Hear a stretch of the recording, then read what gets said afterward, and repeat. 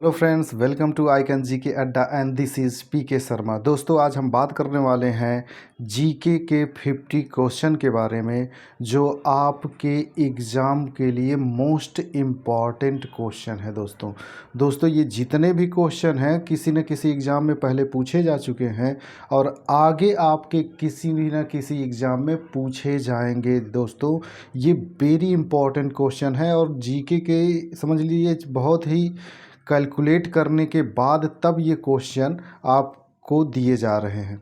तो दोस्तों जो चैनल पे नए आए हुए हैं चैनल को सब्सक्राइब कर लेंगे। और दोस्तों हमारे चैनल पे बहुत सारे जीके के भी पुराने वीडियोज पड़े हैं और यूपी स्पेशल के भी हैं। तो जिन लोगों को इन सब चीज़ों की ज़रूरत होगी वो जाकर के वीडियोज देख सकते हैं और इसका लाभ ले सकते हैं। तो दोस्तों हम आते हैं हम अपने पहले क्वेश्चन पे। हमारा पहला क्वेश्चन है दोस्तों, भारत का राष्ट्रीय गीत है। दोस्तों ये ध्यान दीजिएगा, ये क्वेश्चन पूछ रहा है कि राष्ट्रीय गीत है तो गीत जो भारत का है वो वंदे मातरम है। अगर दोस्तों यही क्वेश्चन पूछ लेता कि भारत का राष्ट्रीय गान क्या है तो गान में हम जनगण मन अधिनायक जय हो जाता। याद रखिएगा दोस्तों, कन्फ्यूजन नहीं होना चाहिए।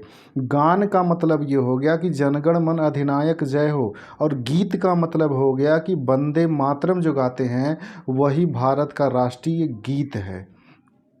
अगला है दोस्तों, बहत किस देश की मुद्रा है। बहत जो है ये किस देश की मुद्रा है? बांग्लादेश, भूटान, थाईलैंड, श्रीलंका, किस देश की मुद्रा है? तो बहत जो है ये थाईलैंड की मुद्रा है दोस्तों। बहत लैंड थाईलैंड की मुद्रा है। अगला है क्वेश्चन दोस्तों, भारत के राष्ट्रीय प्रतीक चिन्ह में कितने शेर दिखाई देते हैं? दोस्तों भारत का जो राष्ट्रीय प्रतीक है उसमें 4 शेर दिखाई देते हैं जो चारों दिशाओं का प्रतिनिधित्व करते हैं। अगर सामने से इसको देखेंगे तो इसमें 2 ही दिखाई देते हैं, लेकिन अगर इसको देखेंगे तो ये 4 शेर पीठ सटाए हुए चारों दिशाओं में बैठे हुए हैं। एक ईस्ट की तरफ होता है, दूसरा वेस्ट की तरफ होता है, एक नॉर्थ की तरफ होता है, एक साउथ की तरफ होता है। तो दोस्तों पूरब, पश्चिम, उत्तर, दक्षिण चारों दिशाओं में ये मुँह करके बैठे हुए हैं, इसलिए इनकी संख्या 4 है।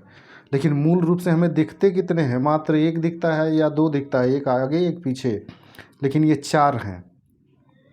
अगला है दोस्तों, मिस यूनिवर्स का खिताब जीतने वाली पहली भारतीय कौन थी? तो मिस यूनिवर्स का खिताब जीतने वाली पहली भारतीय जो थी वो सुष्मिता सेन जी थी। पहली मिस यूनिवर्स थी दोस्तों, इस शब्द पे ध्यान दीजिएगा। मिस यूनिवर्स का खिताब जीतने वाली पहली जो थी भारतीय वो मिस सुष्मिता सेन थी। अगला है दोस्तों, भारत के राष्ट्रीय संवत के रूप में किस संवत को मान्यता प्रदान की गई है? तो भारत का जो राष्ट्रीय संवत है वो कौन सा माना जाता है? तो वो शक संवत है। ये शक संवत को माना जाता है भारत के राष्ट्रीय संवत को। अगला है दोस्तों, काठमांडू किस देश की राजधानी है? ऑप्शन आपके भूटान, बांग्लादेश, नेपाल, मालदीव। तो काठमांडू जो है दोस्तों ये नेपाल की राजधानी है। याद रखिएगा दोस्तों, काठमांडू जो है ये नेपाल की राजधानी है और भूटान की राजधानी थिम्पू होती है।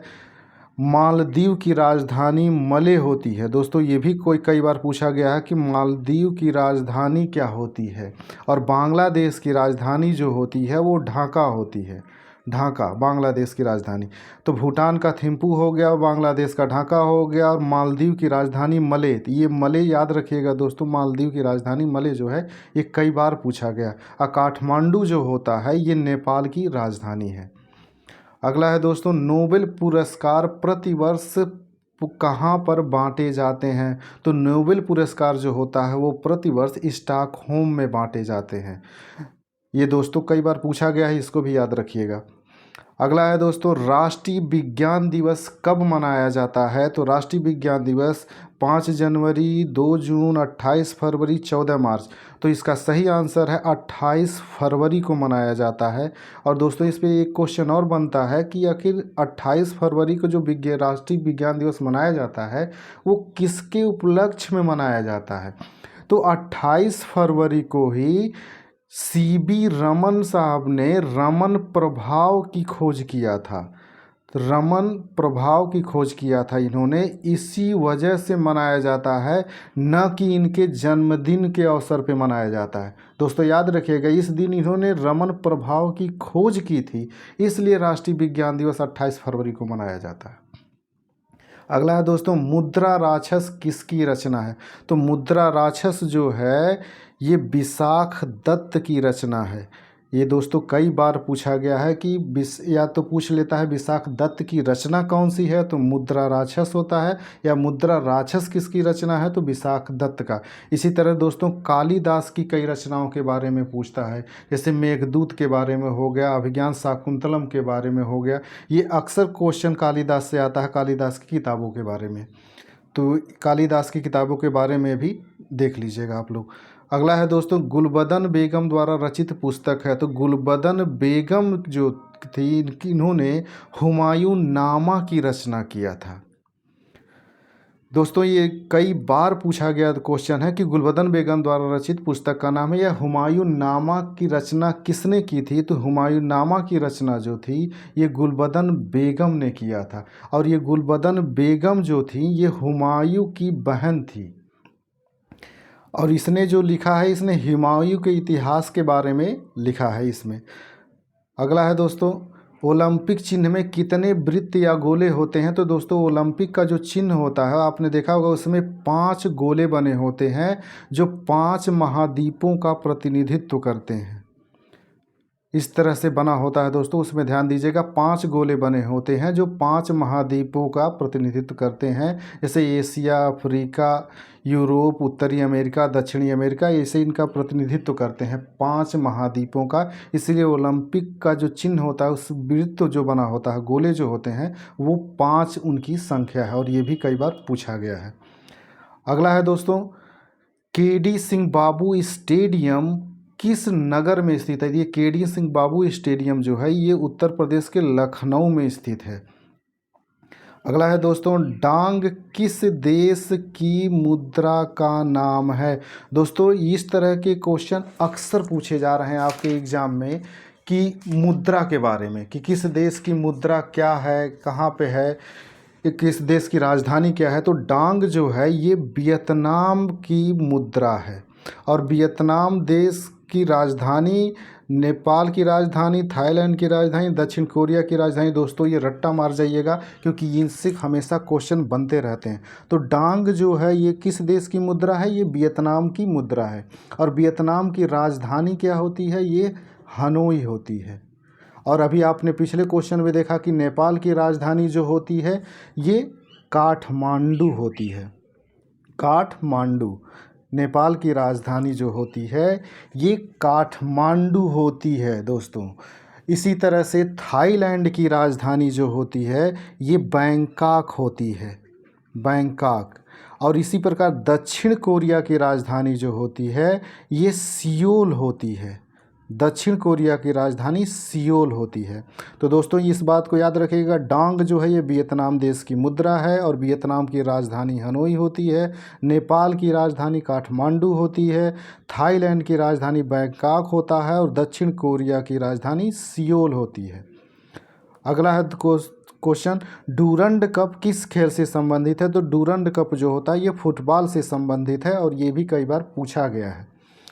अगला है दोस्तों, ब्लड कैंसर को आम तौर पर किस नाम से जाना जाता है? Leucoderma, leukaemia, anaemia, haemophilia. तो ब्लड कैंसर को ल्यूकेमिया के नाम से जाना जाता है, और एनीमिया रोग जो होता है ये लोहे आयरन की जब कमी हो जाती है शरीर में तब एनीमिया होता है, और हीमोफीलिया जो है ये आनुवांशिक रोग होता है। अगला है दोस्तों, तराइन की पहली लड़ाई 1191 ईस्वी में निम्नलिखित में से किनके बीच हुई थी? दोस्तों ये मोस्ट इम्पॉर्टेंट क्वेश्चन है और कई बार एग्जाम में पूछ चुका है। ऑप्शन इसके हैं, पहला है अलाउद्दीन खिलजी और पृथ्वीराज चौहान, दूसरा है मोहम्मद गौरी और पृथ्वीराज चौहान, तीसरा है मोहम्मद गजनवी और पृथ्वीराज चौहान, चौथा है मोहम्मद शाह और पृथ्वीराज चौहान। तो इसका सही आंसर है कि तराइन की पहली लड़ाई जो 1191 में हुई थी ये मोहम्मद गौरी और पृथ्वीराज चौहान के बीच हुई थी। जिसमें मोहम्मद गौरी हार गया था। पहले वाला जो युद्ध हुआ था 1191 ईस्वी में, मोहम्मद गौरी हार गया था और भाग गया था। और कभी कभी ये पूछ लेता कि जो पृथ्वीराज चौहान और मोहम्मद गौरी के बीच में तराइन का प्रथम युद्ध हुआ था, तो ये पृथ्वीराज चौहान किस नंबर के थे? तो दोस्तों याद रखिएगा, पृथ्वीराज चौहान चतुर्थ थे, ये चौथे नंबर के पृथ्वीराज चौहान थे। इसके पहले 3 पृथ्वीराज चौहान नाम के लोग हो चुके थे, तो ये चौथे थे, ये भी कई बार पूछा था। और फिर इसके बाद 1192 में वही तराइन का द्वितीय युद्ध होता है, जिसमें पृथ्वीराज चौहान की पराजय होती है और दिल्ली पर मोहम्मद गौरी का कब्जा हो जाता है। फिर इसके बाद से अगला क्वेश्चन है दोस्तों, पुराण की संख्या कितनी है? पुराण की संख्या जो है ये 18 थी। पुराणों की संख्या जो है दोस्तों ये 18 है, और ये भी कई बार क्वेश्चन पूछा गया है। अगला है दोस्तों, भारतीय संविधान के अनुसार देश का प्रथम नागरिक कौन होता है? तो भारतीय संविधान के अनुसार देश का प्रथम नागरिक जो है ये राष्ट्रपति होता है। राष्ट्रपति को देश का प्रथम नागरिक कहा जाता है। अगला है दोस्तों, विश्व का सबसे ऊंचा जलप्रपात कौन सा है? तो विश्व का सबसे ऊंचा जलप्रपात जो होता है वो एंजिल जलप्रपात है, और ये भी कई बार पूछा गया है। अगला है दोस्तों, बेकिंग सोडा का रासायनिक नाम क्या है? बेकिंग सोडा का रासायनिक नाम जो होता है सोडियम बाइकार्बोनेट होता है। इसे खाने वाला सोडा भी कहा जाता है। अगला है दोस्तों, हनोई किस देश की राजधानी है? तो अभी मैंने बताया दोस्तों कि हनोई जो होती है ये वियतनाम देश की राजधानी है। उत्तरी कोरिया की राजधानी, इसी प्रकार उत्तरी कोरिया की राजधानी जो होती है दोस्तों ये प्योंगयांग होती है। प्योंगयांग जो होती है ये उत्तरी कोरिया की राजधानी होती है। और दक्षिणी कोरिया का, जैसे आपने देखा कि दक्षिण कोरिया की राजधानी सियोल होती है। दोस्तों कन्फ्यूज मत होना, उत्तरी कोरिया की राजधानी जो होती है वो प्योंगयांग होती है और दक्षिणी कोरिया की राजधानी सियोल होती है। और इंडोनेशिया की राजधानी इस समय वर्तमान में कालीमंतन नाम से जाना जाता है। कालीमंतन, पहले जकार्ता थी, इंडोनेशिया की राजधानी जकार्ता थी पहले, अब कालीमंतन नाम से जगह को इसकी राजधानी बताया गया है। और थाईलैंड जो है यहाँ की राजधानी जो होती है ये बैंकॉक होती है। तो दोस्तों ये पूरा जो फैक्ट मैंने बताया इसको याद रखिएगा कि उत्तरी कोरिया की राजधानी प्योंगयांग होता है, इंडोनेशिया की राजधानी कालीमंतन होता है, वियतनाम की राजधानी हनोई होता है, और थाईलैंड की राजधानी बैंकॉक होती है। अगला क्वेश्चन है दोस्तों हमारा, भारत का क्षेत्रफल संपूर्ण विश्व के क्षेत्रफल का कितना है? तो भारत का क्षेत्रफल जो है संपूर्ण विश्व का 2.4% है। और दोस्तों ये वेरी इंपॉर्टेंट क्वेश्चन है और कई बार पूछा जा चुका है, तो इसको रट्टा मार जाइएगा। अगला है दोस्तों, भारत के संविधान की 8वीं अनुसूची में कितनी भाषाएं हैं? तो भारत के संविधान की 8वीं अनुसूची में टोटल 22 भाषाएं शामिल हैं। याद रखिएगा दोस्तों कि 8वीं अनुसूची जो है यही भाषा से संबंधित है। और 8वीं अनुसूची में टोटल कितनी भाषाएं शामिल हो चुकी हैं? 22 भाषाएं शामिल हो चुकी हैं। दोस्तों जिन लोगों को स्पीड थोड़ी कम लग रही होगी वो सेटिंग वाले ऑप्शन पे जा करके स्पीड को बढ़ा करके थोड़ा सा आगे देख लेंगे, ताकि जल्दी से वो पूरे वीडियो को कवर कर सकें। अगला है दोस्तों, लोकसभा और राज्यसभा की संयुक्त बैठक की अध्यक्षता कौन करता है? तो लोकसभा और राज्यसभा की संयुक्त बैठक की अध्यक्षता लोकसभा अध्यक्ष करता है दोस्तों, और ये भी कई बार पूछा गया है और मोस्ट IMP है। दोस्तों जो लोग चैनल पे नए आए हुए हैं चैनल को प्लीज़ सब्सक्राइब कर लें, ताकि आने वाली वीडियो जो है आपको समय से मिलती रहे। अगला है दोस्तों, शिवाजी का राज्याभिषेक कहाँ हुआ था? तो दोस्तों शिवाजी का जो राज्याभिषेक था वो रायगढ़ के किले में हुआ था। रायगढ़ के किले में हुआ था, और दोस्तों ये कई बार पूछा गया है। अगला है, मानव शरीर का सामान्य तापमान होता है। तो मानव शरीर का सामान्य तापमान जो होता है वो 36.9 डिग्री सेंटीग्रेड होता है। दोस्तों ये डिग्री सेंटीग्रेड पे याद रखिएगा, क्योंकि 36.9 डिग्री सेंटीग्रेड होता है, लेकिन अगर फ़ारेनहाइट में पूछेगा तो 98.98.4 यानी 98.4 फ़ारेनहाइट होता है।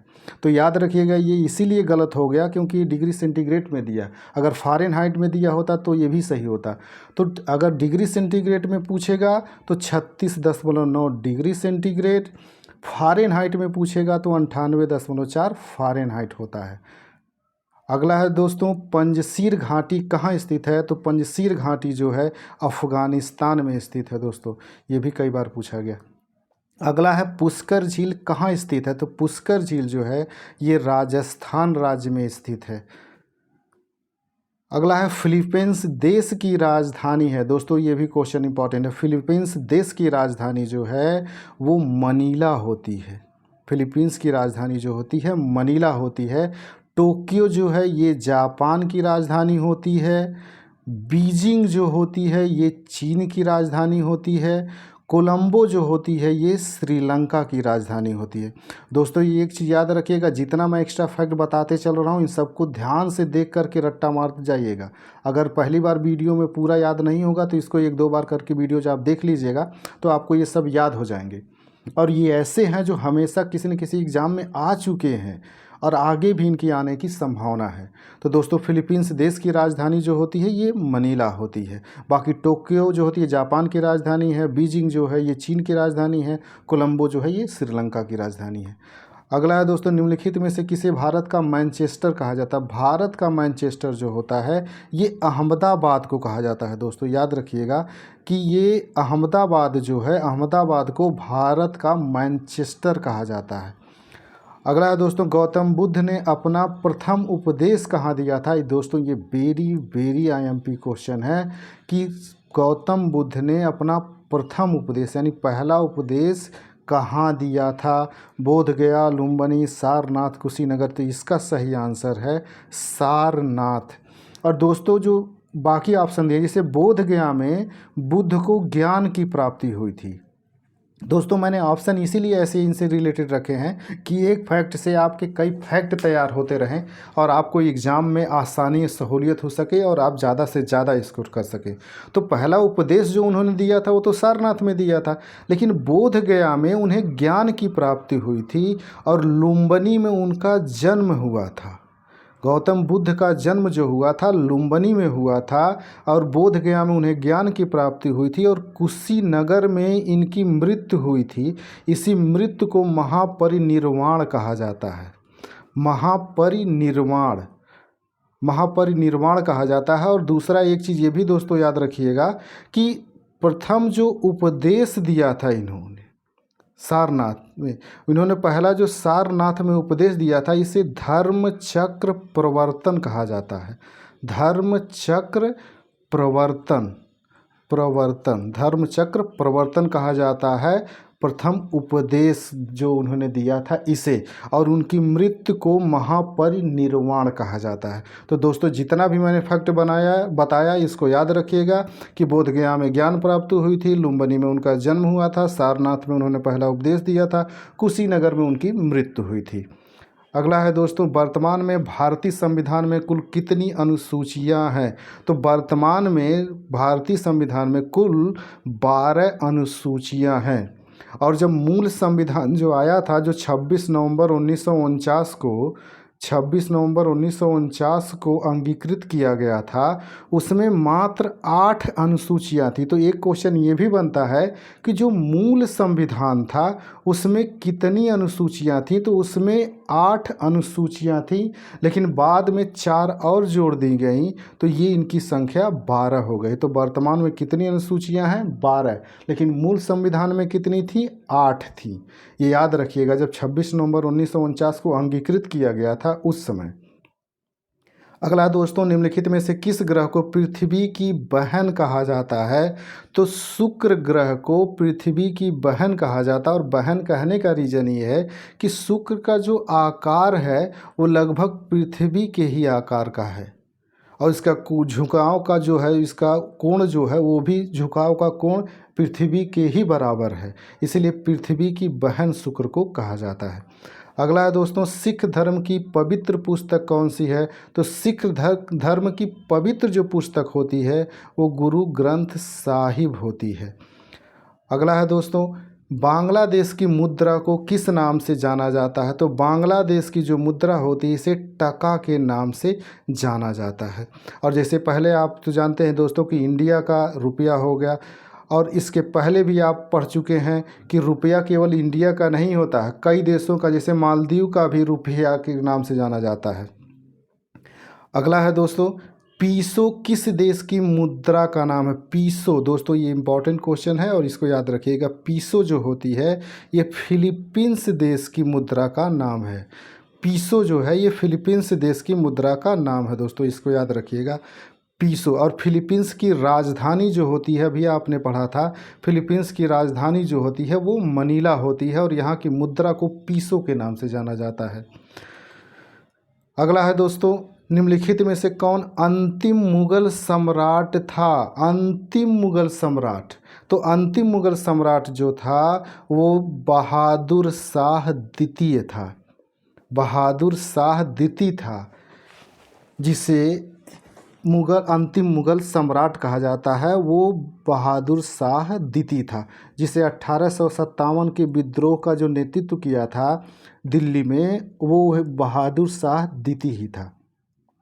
अगला है दोस्तों, जलियांवाला बाग हत्याकांड किस तिथि को हुआ था? दोस्तों ये इस क्वेश्चन को डेट के साथ याद रखिएगा और रट्टा मार जाइएगा, और वेरी इंपॉर्टेंट क्वेश्चन है, हमेशा पूछते रहता है ये, और ये पूछता भी है तो डेट के साथ ही पूछता है, सिंगल नहीं पूछता है कभी कि ईयर पूछ ले, ऐसा नहीं है। तो जलियांवाला बाग हत्याकांड जो हुई थी 13 अप्रैल 1919 को हुई थी दोस्तों, 13 अप्रैल 1919। तो ये जो 13 अप्रैल है इसको याद रखिएगा कि 13 अप्रैल 1919 को बैसाखी के दिन हुआ था, ये बैसाखी का दिन था, इसी दिन जलियांवाला बाग हत्याकांड हुई थी।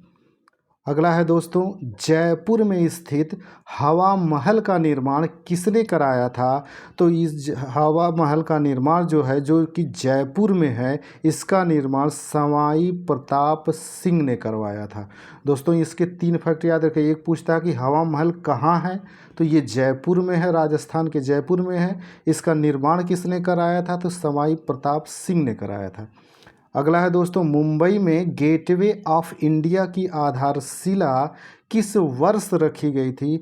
तो मुंबई में गेटवे ऑफ इंडिया की आधारशिला जो थी 1913 में रखी गई थी दोस्तों, इसको याद रखिएगा, 1913 में।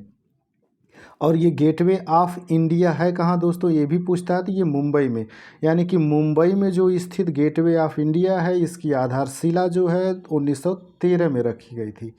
अगला है दोस्तों, भारत में नालंदा विश्वविद्यालय किस राज्य में स्थित है? तो नालंदा विश्वविद्यालय जो है ये बिहार राज्य में स्थित है। अगला है दोस्तों, आगरा के ताजमहल की स्थापना किस शासक ने कराया था? तो आगरा के ताजमहल की स्थापना जो है शाहजहां ने कराया था दोस्तों। और ये मूल रूप से ताजमहल जो है ये एक कब्र है, ये कब्र है, और ये शाहजहां की जो पत्नी थी उसी की कब्र पर ये आगरा का ताजमहल का निर्माण किया गया है। अगला है दोस्तों, भारत का सबसे लंबा बांध है, भारत का सबसे लंबा बांध जो माना जाता है हीराकुंड बांध है, जो सबसे लंबा बांध है। अगला है दोस्तों, निम्नलिखित में से किस नदी को बंगाल का शोक कहा जाता है? तो दामोदर नदी जो है, दामोदर नदी को बंगाल का शोक कहा जाता है। अगला है दोस्तों, सियोल किस देश की राजधानी है? दोस्तों इस शब्द पे ध्यान दीजिएगा, ये सियोल की बात कर रहा है। तो सियोल जो है ये दक्षिण कोरिया की राजधानी है। तो सियोल जो है ये दक्षिण कोरिया की राजधानी है, और उत्तरी कोरिया की राजधानी जो होता है ये प्योंगयांग होता है। प्योंगयांग जो होता है ये दोस्तों आपके उत्तर कोरिया की राजधानी है, और सियोल जो है ये दक्षिण कोरिया की राजधानी है। और जापान की राजधानी जो होता है ये टोक्यो होता है, और फिलीपींस की राजधानी जो होती है ये मनीला होती है।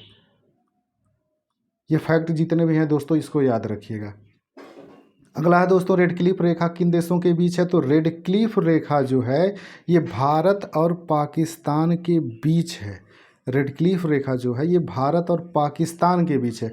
इसी तरह से दोस्तों और भी क्वेश्चन बनते हैं कि भारत और चीन के बीच जो रेखा है जो हमेशा विवादित बनी रहती है वो मैकमोहन रेखा है। मैकमोहन रेखा जो है ये भारत और चीन के बीच में है। इसी तरह से दोस्तों ये क्वेश्चन बनता है कि भारत और अफ़गानिस्तान के बीच कौन सी रेखा टच करती थी पहले जो थी, पाकिस्तान जब तक नहीं बना था उसके पहले, तो वो डूरंड रेखा है।